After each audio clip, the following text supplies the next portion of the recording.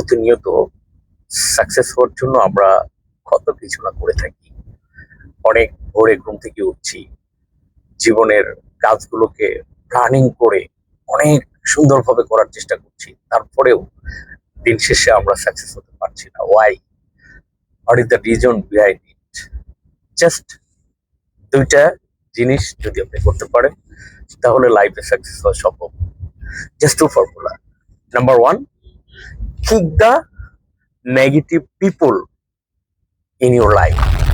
আপনার লাইফে যত নেগেটিভ পিপল আছে, যারা আপনাকে যে কোনো কিছু করতে গেলেই আপনাকে নেগেটিভ করবে, এটা করা যাবে না, ওটা করা যাবে না, সেটা করা যাবে না, এটা করলে আপনার এই সমস্যা হবে, সেটা করলে আপনার ওই সমস্যা হবে, জাস্ট এই ধরনের পার্সন যারা আছে তাদেরকে লাইফ থেকে কিক মেরে বের করে দিন। অ্যান্ড নাম্বার টু, সবচেয়ে গুরুত্বপূর্ণ আরেকটি টিপস, সেটা হচ্ছে বি ডিসিপ্লিন।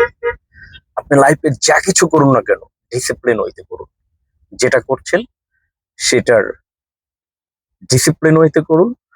ডিসিপ্লিন যদি আপনার লাইফে থাকে, সবকিছু যদি ডিসিপ্লিন ওয়েতে হয়, তাহলেই সবকিছুই পসিবল।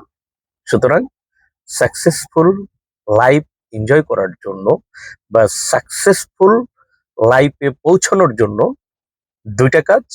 একটা হচ্ছে kick the negative people in your life, and second হচ্ছে be discipline. That's all. Thank you.